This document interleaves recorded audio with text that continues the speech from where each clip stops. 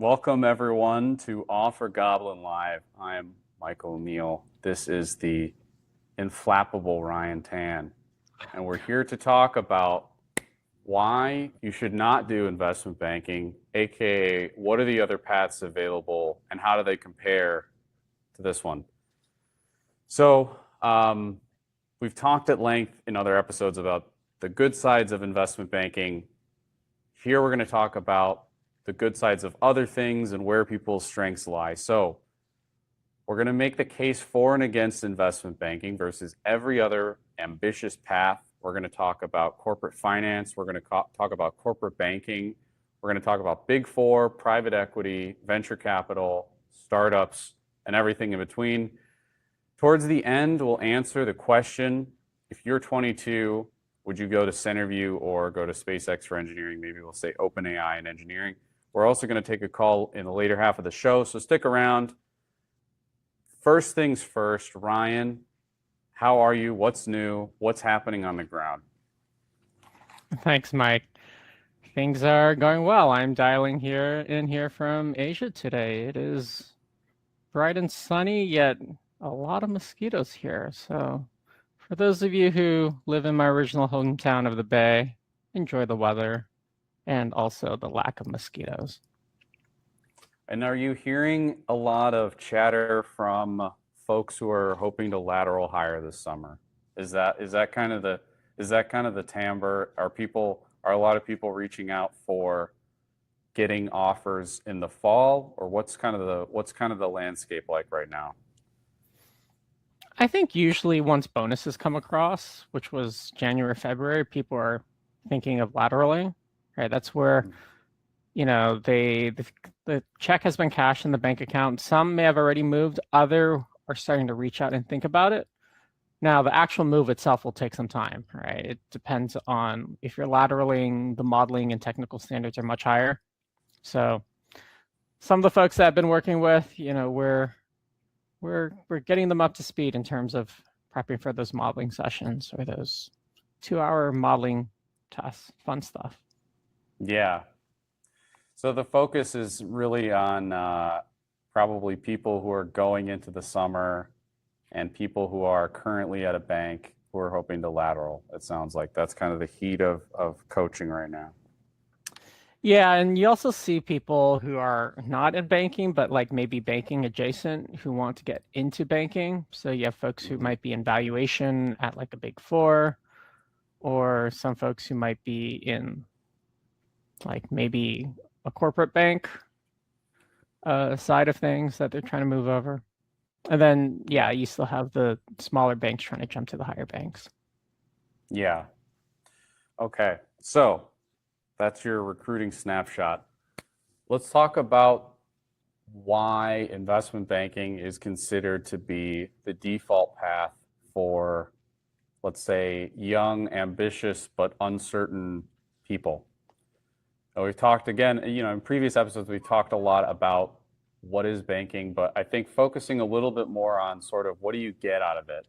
I think as we talk about all these different jobs, we're going to talk about what skills and what outcomes are you hoping to get out of these things. And we're going to just start here with investment banking. So I'll start and pose this to you, Ryan. Mm-hmm. What is it that people hope to get out of investment banking? What do people get out of investment banking? Why do they go for it? So I think banking by itself is one of those automatic stamps. You have that on your resume. It automatically opens a lot of doors. It's considered probably one of, if not the most prestigious jobs out of college for a broader generalist position. And when I say broader generalist, I say it as something that anyone can recruit for. If not anybody can recruit for a machine learning engineer, right? If you're an English major, I'm sorry, you're not doing AI in terms of, from a technical perspective. So it opens the most doors. It's the highest paid, and it's the most recognizable from a generalist perspective, I'd say, and that's why people go for it. Yeah, that's a really good point, that it really is that anyone could jump into it pretty much. As long as you can sort of handle an Excel model, and frankly, even if you can't, a lot of people can get into it, right? And the outcome is that you have this stamp, you have this, high-paying job. It gives you that sort of credibility boost early on. I think another reason that people choose it, and you kind of allude to this, is that it's generalist. You delay sort of a decision. You delay dedicating yourself to a particular path. If you go on the path to become an AI researcher, that's not as flexible of a direction. I think that a lot of people are choosing banking because they're uncomfortable with making that type of a decision, which is understandable, I think, because you're young and you don't really have a sense of that. I've always liked Peter Thiel's 0 to 1. He talks about how by optimizing for optionality, there is a large cost to that. Essentially, you are actually, like, you cannot become a $1 million AI researcher if you optimize for optionality. So that kind of comes with that flip side, I would say. But I think that a lot of the other paths that we'll talk about are still sort of generalist in that way. So let's talk about the other big one, the path that I took out of school, which is consulting. I'll kind of introduce consulting, I think, because consulting is a lot of different things. In general, consulting is oriented towards the operations of a company, though. I think that's the biggest difference, is that when you look at a company, a consultant is usually someone that sort of goes inside of the company in some way. And they can help to make strategic decisions, but it certainly, in my experience, comes from the inside of the business, whereas typically in finance, especially investment banking, a lot of times you're looking at the business from the outside. You're thinking of it as a machine. There's inputs to the machine and outputs to the machine. Those are the financial statements. And you're not really digging into the machine. So the core, that's sort of, to me, always been sort of the core difference, is like, instead of how the money moves through the system, which is what finance is, in consulting, how does the company actually work? Yeah. And I think to an extent also, I kind of think of consulting as more generalist than banking, right? I think of banking almost as your generalist in finance, kind of. Whereas consulting, you have, in a sense, you look at your I guess your total range of things that you're looking at is even broader. Yeah. Or correct me if I'm wrong, though. That's always been my views. And so yeah. I think when people think of so similar to when people talk about investment banking, a lot of times they're talking about M&A advisory, right? And I think a lot of times when people are talking about consulting, they're talking about management consulting. But of course, like anything, there's tons of different applications of that. For consulting, for example, while I was at Deloitte, we were doing a lot of technology implementations, which is not typically what people think about. But essentially, we're like this augmented workforce that has like a very specific project scope. We go in and get something done. We built the technology platform for the Olympic Games, in and out, and we're gone. That's quite different from McKinsey coming in at the top level and delivering sort of a go-to-market report for a C-suite, right? Yeah. I think that within consulting, in that regard, there are these dimensions where you can get very specific. So I went very specific. I was helping CTOs make investment decisions about technology infrastructure. I think my camera go out for a That's second. all good. Yeah, you're a bit frosty at the moment. All good. The show must go on. So I'll go off of oh, there we go.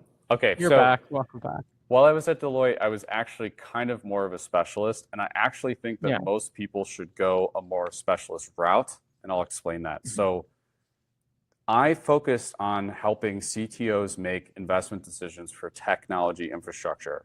As a result of doing that, I had to learn a ton about data centers, networks, software, and also like sort of the operational side of things. And I think that coming from that background, it was really easy for me to recruit for investment banking, because, especially for tech, because I actually knew how and know how tech companies work.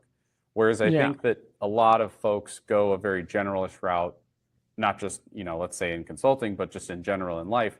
And so they don't really have this specialized expertise that's really more valuable than what anyone else would have, let's say in, a 3-month period.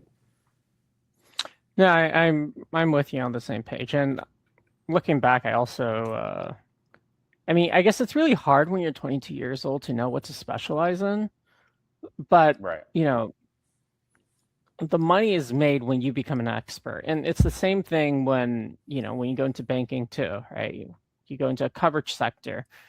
You become the go-to tech banker. You know your clients inside out. That differentiator, that specific knowledge is what makes you indisposable. But I get it. It's hard at 22, right? You want to keep your doors open, so you start off with a generalist. Yeah. So, all right, I'll pose this to you, Ryan. Would you rather go to McKinsey or Goldman Sachs?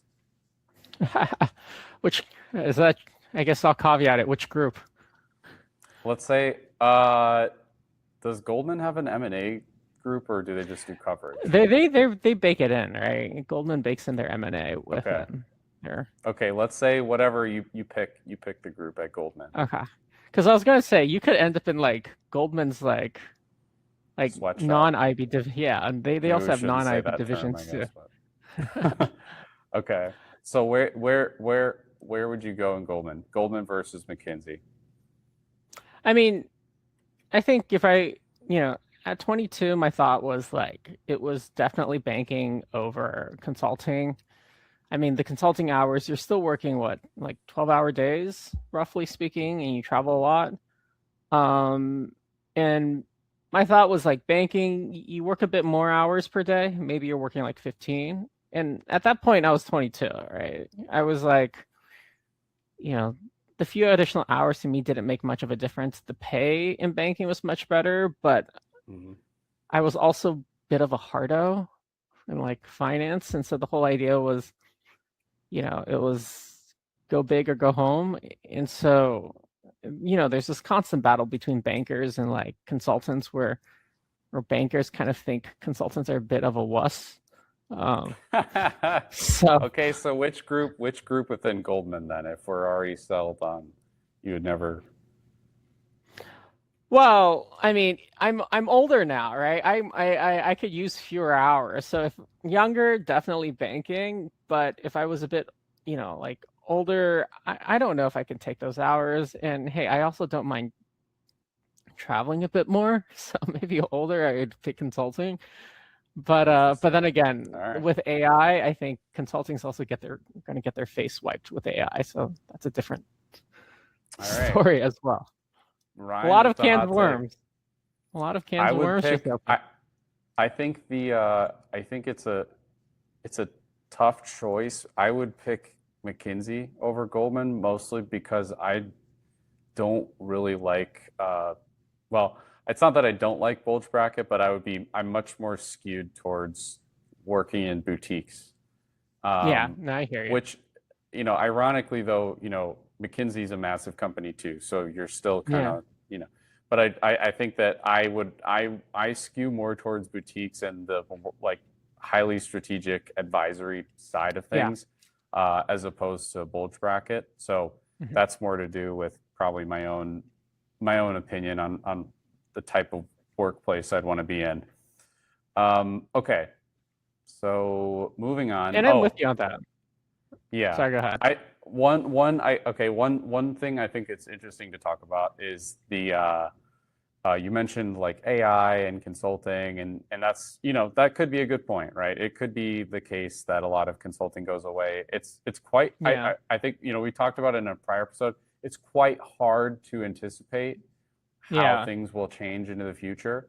I think one of the interesting quotes that I read about AI recently is that you can use AI to outsource a lot of the thinking, but not a lot of the understanding.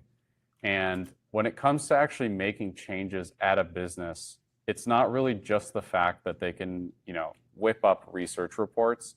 A lot of times the consultant is doing sort of an educator's job of like, Yeah, okay. So I understand this now and I know kind of what you do, and I'm going to kind of like pull you along and explain it really in the context that you understand. That's going to actually activate you to change your behavior, which is it's very, very hard for a large organization to change. Even large organizations that have a mandate from their CEO and have decided that they're going to make this change and have every will to make a change, a lot of times cannot change. So I think that that's where a lot of the consulting comes in. I also think that in banking, this strategic advisory piece of that, it still has value because it's not, it's not just gathering knowledge, right? It's actually like there's Yeah. actually people involved in all of that. Okay, so now let's talk a little bit about the other sort of block of sort of corporate finance. We can kind of group these together. Corporate finance. Actually, let's keep corporate finance separate. Let's say corporate finance going and working at a company in their finance department. I think obviously there's levels to that too, depending on the type of organization. As the title talked about SpaceX, like I had conversations with the corporate finance team at SpaceX, and there, if you find those more interesting companies, a lot of times the corporate finance role itself is actually a lot more interesting than like, Yeah. I hate to pick on like a paper company, but like, Dunder Mifflin, right? Or something. It's like, that's probably not as interesting as like SpaceX, who's setting up these like subscriptions over here and launching Yeah. rockets, and there's all sorts of new and interesting financial activities. But how do you think about corporate finance? And I assume that you see people going into corporate finance, maybe people that they don't get into banking, or Yeah. they kind of one way or the other decide that that's the direction they want to go. So I think corporate finance is more of a long-term career as opposed to investment banking. Corporate finance is much more sustainable, right? It's also quite predictable. You have quarter in, quarter out, quarter close, right? Whereas in investment banking, when you get to the more senior, right, it becomes every year, it's almost like an academic school year in terms of you have to hit a certain revenue target, and deals are volatile, and your work is based off deal flow, transaction to transaction. Whereas in corporate finance, you are there for the vast majority of the long haul. Things are less likely to blow up. When I say blow up, is like you're not going to get riffed really easily or laid off. Whereas, hey, you don't perform in banking in like 1, 2, or you miss your revenue targets, you're pretty much out. And there's a lot more politics in investment banking. So I say corporate finance is really good for those who like think of something as slow and steady and wants to just, grow with a company.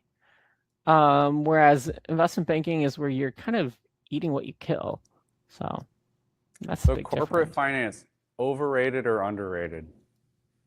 I wouldn't call it overrated or under. It depends on how old you're coming out, right? If you're like 22 and you're just like, I'm gonna be bored out of my mind, and I don't need a 9 to 5, and I'm just trying to grow and accelerate my career, investment banking hands down, right? It's like you get way more doors, you can work those hours, you get much more exposure. I'd say maybe later stage career when you do corporate finance, that's when most people like settle down, they want a family, people lateral over. But I will also say that it depends on what you value in life, right? Maybe you don't want to be till the office till 2 a.m., right? Or having the bankers 9 to 5, which is 5 a.m. as opposed to 5 p.m. Right? So, I mean, everyone's different. There's no right or wrong. It just depends on what you're looking for. And it's not like you're going to be poor in corporate finance. If you're with SpaceX and IPOs, well, heck, you are getting options. You're not getting options as an analyst at Goldman. So. Right. Ryan, we're looking for controversial, clippable content here. Oh, God. We need you to take some more controversial hot takes. I will say that I think corporate finance is underrated. And I think, like, as you alluded to at the end there, I think that a lot of people are highly focused on investment banking, right? And so they're competing for those roles. But if you're an undergrad and you go to OpenAI or Mhm. Anthropic or Anduril or Palantir or SpaceX or one of these, awesome generational companies, and Yeah. you come in and you tell them right away, like, yeah, I want to be in corporate finance. I want to be, this is like the career path that I want. That's Yeah. totally like, you're totally going to crush it. You're probably going to get a huge career return when they Yeah. IPO or whatever. I mean, they're talking about SpaceX IPO, and there's going to be, I don't know how many new billionaires in Austin. And they're talking about how that's going to create this entire VC economy. And I bet that some of those people were in corporate finance there. Um, so, Yeah. I think that I think that it, maybe on a median level, maybe that's kind of the way to think of it, is like the Mhm. median of investment banking is probably better than corporate finance. But I do think that there's tail end opportunities in corporate finance that are probably being overlooked by your peers and could be a path for you to go and find something cool to do. And also, as Ryan mentioned, like exit opportunities, like it's a pretty common exit opportunity. People will do banking and then they'll go, work in the finance department at these companies, right? And that makes you more competitive too. So, Yeah. In personal story on my own, I actually, if I didn't go into banking, I'd probably be rich by now. Because I went to Berkeley for undergrad, so you can imagine this is like, 10 years ago in like Silicon Valley before tech really became tech. Any company that I went to, I would have made a killing off of the equity. And then mhm. there was actually one company that I had an offer to. I was deciding between banking and corporate finance. And the one company I had an offer to during their finance rotational program was AMD. Now, Mm. AMD back then, 10 years ago, was a very Right. different place. Their stock Yeah. back then was trading at like $2, $3. And like as of today, I think their stock's trading at like 200, 400 and like 50 something. So you do the math. Yeah. Yeah. But I Yeah. mean, nobody knows, right? Like I could have been the Right. janitor at AMD and I would have been rich as Right. well. So Right. I think that's the thing, is when you make a distinct choice, you lose those optionality, but you have the potential for that big upside. And to anyone who doesn't know, AMD is a semiconductor company. They're sort of a comparable to NVIDIA, another semiconductor company. If you don't know that, then I don't know, maybe you're maybe you're in trouble. But these companies have boomed, right? And Ryan and I are old enough to remember when NVIDIA was a gaming company, yeah. essentially, and AMD was also not really considered to be very hot. And when I They were talk kind of about screwed. when I talk about my career at Deloitte and I talk about data centers, people now are like, "Oh, you know about data centers?" At the time, that was not, IT was not cool. It was not cool to know a bunch about network fiber and server racks and all that stuff. So I was doing that, like it just happened to be that I like kind of knew that and was getting into that at the right time. Um, so you never know. But I think that dedicating yourself to something specific, I actually think is a kind of a better path. But um, even within banking, like you should kind of do that, is try to find an angle. Okay, let's talk about another comparable. And we're gonna have someone call in later, actually. Well, we'll have Greg talk to us a little bit about this. Greg's gonna call in later. He did corporate banking. Um, let's talk about Big Four, specifically Big Four advisory, and sort of on Hmm. the they oftentimes play a role in deals, and a lot of times they're sort of adjacent to a lot Yeah. of banking activity and finance activity. So, how are those? What do those kind of roles look like, and why do people choose them? So my experience for those is like they're they're adjacent and they're also like sometimes a cross between, you can say, accounting and banking, in terms of some of those folks who pursue evaluation may also get a CPA as well. And in some ways it keeps optionality open. Because there's also a line of folks, and I'm sure we'll touch upon this later, is that there's a group of old school where it says, okay, CPA is a really stable, steady career, right? And then valuation services or banking adjacent services kind of sit in that sort of halfway point. And then sometimes it's like people just kind of land in there when they go through, oh no, we lost Mike. Well, No, I'm here. I'm here. I just oh, okay. maximized I'm playing Oh, around with the gotcha. technology. Oh, okay. Well, so yeah, I was spotlighting you, Ryan. oh, well, I don't need any spotlight. I'm fine being in the shadows. Um, so it's I think it's also like less known valuation compared to or big four valuation services. And a lot of folks kind of just end in there when the firms come to campus and recruit. Yeah. In terms of like long term, it's like, I mean, I'm pretty neutral about it in terms of I don't think there's anything specifically wrong. I don't think there's anything specifically great either. It's just like I see it as like a safety holding pattern. In terms of it keeps doors open, but it's not particularly prestigious or it's not particularly well known, but it does give you a lot of skills that allow you to lateral. So maybe call it the like less sexy, much less sexy step brother of banking. Yeah. For lack of a better. I worked with a candidate. He wasn't from Big Four, but he was from consulting, but he had been doing due diligence basically on deals. And he was able to lateral to a boutique. And Yeah. I think that I kind of didn't really know that that was even a path that people could or would take. But I do think that if you are truly, interested in deals, and maybe you're already at a consulting firm, you can transfer internally to like a due diligence team or like a valuations team and kind of start to inch your way closer. It's not impossible to lateral. I will say, like he hired me as a coach to help him do that. I think it would have been hard for him to just know to do those things on his own. But he knew the technical stuff, and it was very clear when he talked to bankers like that he knew what he was talking about.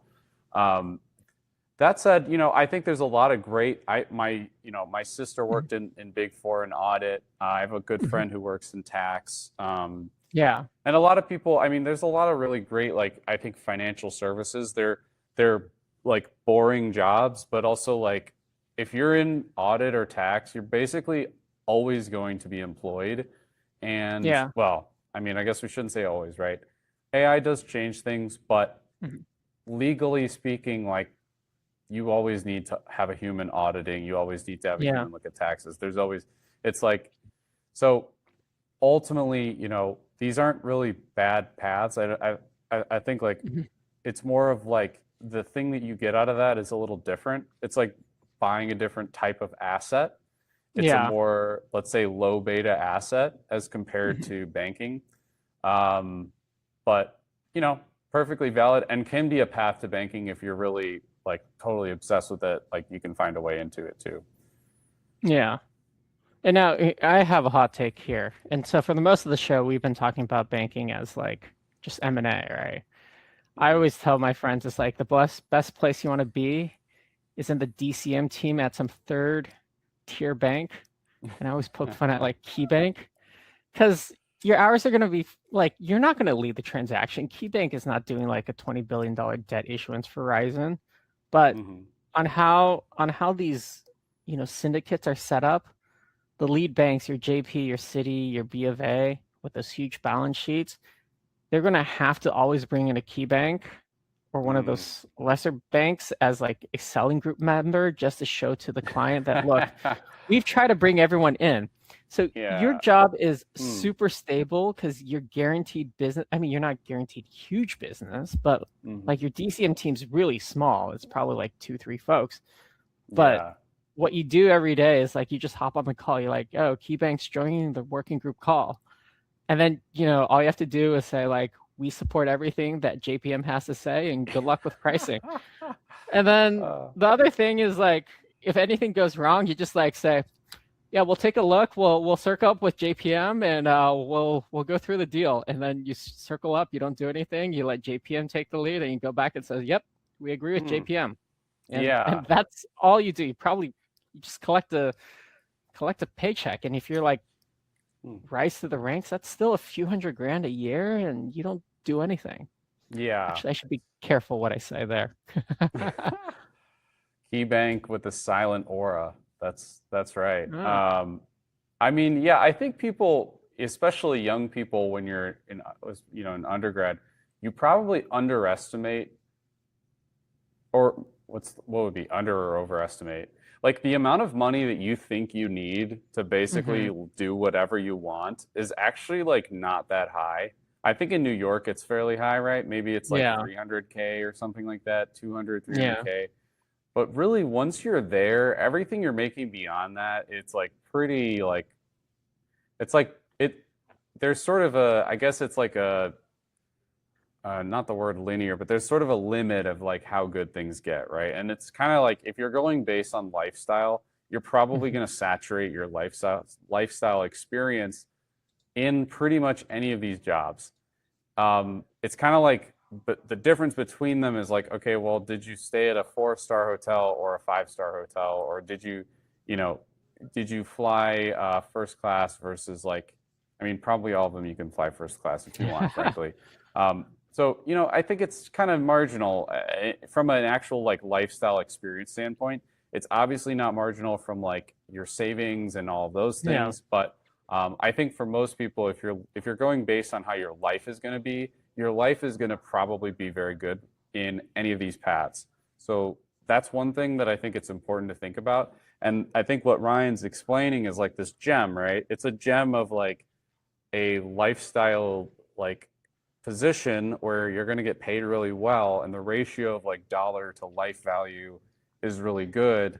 And there's a lot of those opportunities. I think people are like, I understand the chasing prestige, and it's I'm not even going to say that it's a bad thing, but also like there are a lot of these opportunities in the economy, and they are interesting things that lead to very good and meaningful lives. So,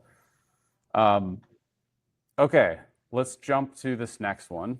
And this one I think is probably more interesting to folks, or more relevant to many people: investment banking versus private equity. And specifically, I think we can talk about this from two sort of chronologies. One is going straight out of undergrad into private equity, assuming you're able to, or even if you go into like a middle market private equity firm, and then also going into private equity after like, let's say 2 years of doing banking.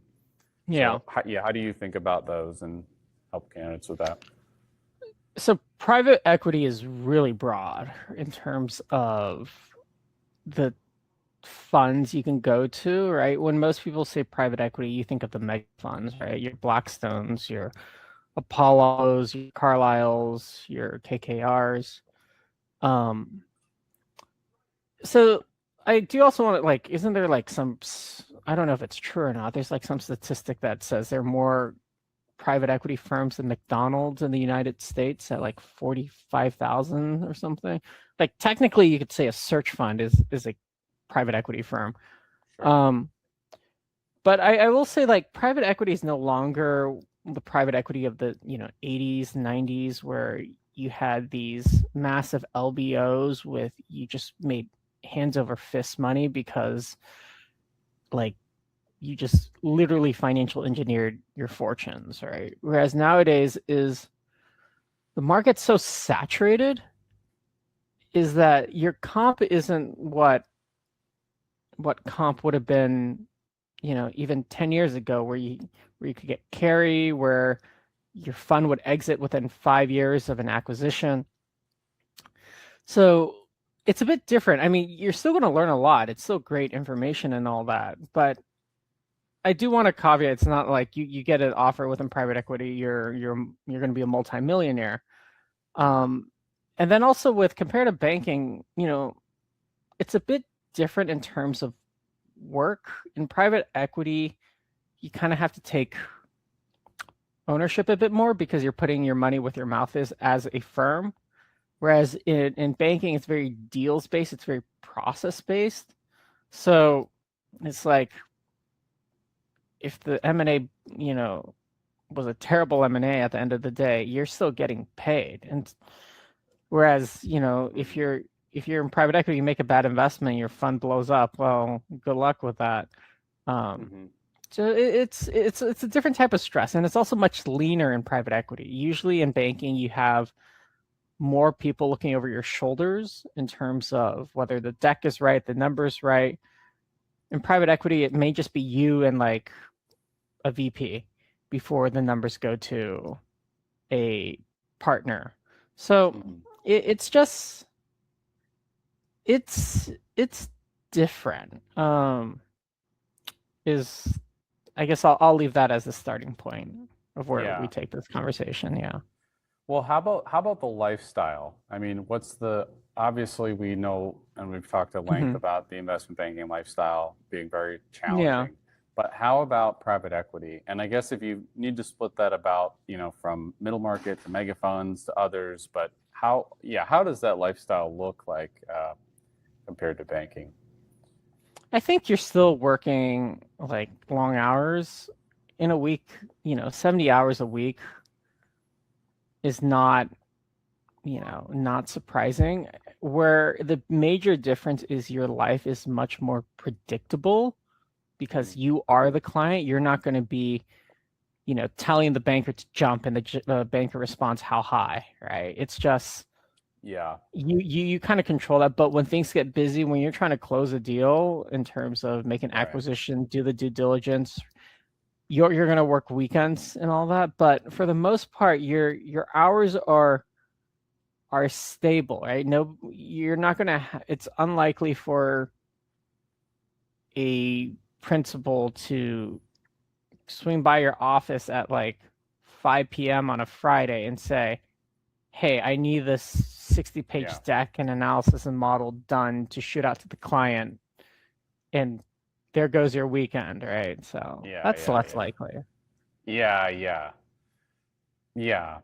I feel like there's a lot of mystique around private equity I think that a lot of people see that as a natural extension of going into investment banking, especially going into mega funds. I think there's a lot of appeal to the idea of it. As you mentioned, like the power dynamic is split or kind of flipped because you're the buyer, right? So you're not catering, you're not really in the service industry anymore. You're in the investing industry, and you get a little bit more control over what you invest in and what types of things that you look at. That said, of course, like anywhere that there's deals involved, there's a huge amount of intense periods of work where things need to kind of get closed up. Another piece that I think is worth noting, and I think this is especially important to like MBAs, is that there's kind of two sides of the house for private equity. So there's the investing side and the operation side. And the investing side, I think, is typically what people are talking about when they say, oh, I'm going into private equity. Like if you go into investment banking and then you go into, you want to be on the investor side of private equity. The operator side is going into businesses that private equities purchase and actually helping them to improve margins or whatever kind of operational change that they intend to make. A lot of times these types of roles can go to people who are management consultants or people come out of MBAs and often can do these types of roles. Like you mentioned search funds. People that do search funds, they call it ETA, entrepreneurship through acquisition. Essentially what they're doing is like one person, the sort of MBA, is going and finding an investment that they'd like to make. Let's say a small plumbing company, they buy it out and then they become the operator. So they're kind of like all in one. So, even within private equity, there's a split of things, and being an operator in a business, it's probably more similar to like a corporate finance type of thing, or like a more like steady state sort of operator kind of role. So, I have heard, like, I don't have any data on this, and I probably shouldn't really speak on it, but I have heard that the sort of take home for private equity has gone down as a result of the changes in carry rules. I don't have any data, so I probably shouldn't even be saying that. But I think that typically what happens in recruitment with Hmm. students is that they look at heuristics. They look at, like, what did the people before me do, and that's kind Hmm. of what they think to go and do. But sometimes, Yeah. like, these things change, and then you're kind of shooting for something that, like, doesn't really make sense. Like, it doesn't really track. Um, so when an alumni had come to Booth, and they were talking to us and saying, like, when they graduated, it was some 10 years ago, the everyone wanted to be people didn't want to be in private equity; they wanted to be in hedge funds, and so Mm. that's changed, right? So there's always going to be, you always need to, even though there are these heuristics, and you can sort of trust that, okay, the people that came before you had some reason. Yeah. You want to make sure that, like, the party's still going on before you kind of, like, just jump at that based on what others have done before you, basically. Hmm. Yeah, I'm on the same page with that. Here's another one. Hmm. Um, Venture capital, which I Mm. think maybe is sort of similar, but yeah, where do you put, as a Bay Area guy, where do you put venture Yeah. capital in that? Well, okay. So VC itself, that is very misleading too in terms of I think people imagine that when you think of VC, you're at a Sequoia or like, a Anderson Horowitz, right? And you're investing in the next Meta or like the next Uber or Google. I think just like the whole VC returns where, it's like one company gives you all your returns in that it's heavily skewed. I would say similarly with VC funds as well, in that you're not making the big bucks at like in VC unless you're at like a Sequoia. And a lot of times it's, you know, there's a lot of hindsight bias, right? You only look at the winners, but you don't look at the massive amount of losers you had to pick before you hit the winner. And if you're at like a smaller fund as a VC where you're cutting checks and you're a no-name fund, sometimes you're just like fighting tooth and nail just to be Mhm. heard, to have like a founder take you seriously. And so the VC world is also very different in the sense is a lot more networking, a lot of people skills because you're trying to find the next big thing.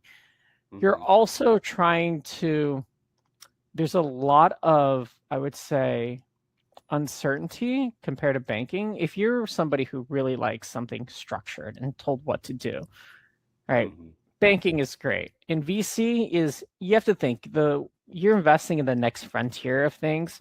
You're trying to understand where the market, the industry, the world is going to go. What are the new emerging technologies? Yeah. And you're kind of throwing a dart in like pitch black, right? Yeah. And so you have to be really comfortable with uncertainty, and pay at the entry level is really not that high because you don't have a Mhm. steady stream of income coming in for your funds. So Yeah. I think what people don't know is that most VC is, like, sifting through basically spam and meeting yeah. with a ton of people who have terrible ideas and no ability to execute on them. And so I think a lot of it is that sort of volume game.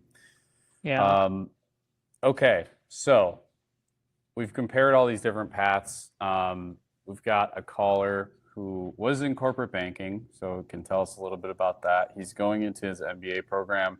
He's got a few questions for us, so we're going to bring him on now. And welcome to the show. Oh, it just dropped out. Okay. Oh, We'll see He if we'll disappeared. see if he works it back. There's one more topic that I wanted to mention actually before, is going to a startup. And this one I think has to have the most amount of range of any of these options, because a startup, it's like you could go to the absolute worst startup ever. I mean, anything it can be a startup, right? So there's no floor to that. But at the same time, there are people that come out of school, go to startups, and are obscenely wealthy. One of my colleagues in the MBA program went to an AI startup. I don't even remember what it was called, but he had gotten some equity, and they had raised, and based on their valuation, me and my peers, he dropped out after the first year. We were at the pub, and we were doing the math, and we're like, oh, he must have just made like a couple $1 million just this year. So that kind of thing can happen. You're really taking a gamble. But I do think that if you join a team, a startup team that you believe in the mission, you find it interesting, and you could also join, there's different degrees of startup, right? So like a Series A startup, it's a lot further along than like five guys in a garage, right? They've raised a ton of money. So there's levels of risk that you can kind of go into. But I will say the startup experience, as someone who runs a startup, and I've got a lot of Gen Zers joining, right? And if you're interested in joining a startup, you can reach out. I think that it's one of the most interesting paths that you can take. Oh, my camera dropped out again. Yeah, it's all good. We're going to focus on Ryan for a moment. So I will say, because I think that the startup path is really going off-road. And by going off-road, you really can get a lot of ownership. Like you can be handed a lot of ownership that really you're not going to. Let's see if I can get this camera back. You're going to be handed a ton of ownership, basically, and that ownership is going to teach you an insane amount. Okay, I lost my camera, but Greg is back. Let's bring Greg on. Okay, Greg. Hey, what's up, everyone? Welcome to the show. We can hear you. You can't see me, but I am here. All right, glad to be here. Yeah, tell us a little bit about yourself. You don't have to really identify yourself, but just give us some background. Where are you coming from? Where are you going to?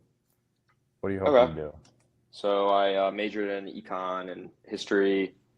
So I got kind of familiar with the finance industry through that. And out of school, I took a different approach. I went into consulting, actually worked with universities. But what really piqued my interest there was this whole industry about like public finance, investment banking for nonprofits, if you will, if that's not an oxymoron. And it just made me kind of dive into that whole world of like what's possible in finance and all the creative levers you can pull to get something done, to get something tangible done. So I wanted to move into finance from there, and I got a role at a commercial bank, and I've been here for a little bit, but still want to move towards the sort of investment banking route. So I applied to business school, and I heard back, and I got an acceptance at a target school. So planning to just use my experience and move towards a middle market M&A advisory role, just something that kind of aligns with what I've been doing, my kind of relationship nature, and I just want to have something that's more, strategic, and something that I can still advise people close to the businesses and kind of make a bigger impact that way, and move on from just a transactional question of can this be financed from a bank's perspective to whether a transaction should even be pursued, like how it creates long-term value in that regard, how it fits into the strategic objectives of all the stakeholders and everything. Yeah, I think it's a really good explanation of corporate banking, right? Whether it can be financed or not. So how do you feel like, do you feel like that experience in corporate banking kind of has set you up to have a good, do you feel like you have a good understanding of investment banking? I think essentially through result of being adjacent to it in that role. A little bit. So they would bring us in towards the end to kind of, be the piece that they needed, the funding that they needed. That's, not private equity or owner equity or whatever. So I would get, a deck and a data room that was pretty complete and pretty filled out. And so I got to see what it kind of looked like on the back end, but Yeah. all of the models and the decision making to get to that point, I'm not able to see that. So I guess it hasn't prepared me in that regard, but it's prepared me to the point where I'm adjacent to it and I'm in the Zoom conversations. I can kind of be a part of like the things they're thinking about. So Yeah. So what's your biggest, so, you've kind of jumped over the big hurdle, which is like getting into business school. So what's your biggest concern or unknown about the process now in this moment? yeah, I wonder how quick the turnaround time is for IB recruiting at some of these MBA programs. And based on y'all's experience, what do you wish you knew when you were going into these coffee chats and some of these other networking get-togethers? When you say turnaround, do you mean like the Like timeline? when you set foot on campus, how quickly does things transpire? Yeah. That sort of thing. Yeah. I'll give the quick like timeline. So, for the most part, for MBA recruitment, you should not start networking or like drive any kind of external connection stuff until you come to campus, because typically the banking clubs are really coordinated about that, and they'll kind of connect you to alumni. So they don't want you to like kind of go off and do that, but they'll like listen to whatever their guidance are on that. In terms of like how quick it is, it's basically instant. At Booth, they like gave us the first week or two to like not be pushed with that, but you could tell that the banks really want to start right away, and the banks are trying to close you out as quickly as they can. Regional banks will close out by like November or December, so like West Coast, Texas, Chicago, places like that.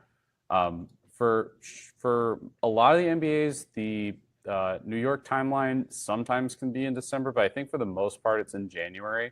That's when it happens at Booth, at least. So my best advice in terms of that timeline is to really study your technicals before you get to campus. And I mean, that's why we built OfferGoblin for that. But if you wait until you get to campus to start studying technicals, you're going to have to like be kind of balancing recruitment and networking stuff and learning that. So it's really an easy thing to just study that as much as you can now, so you're coming in strong.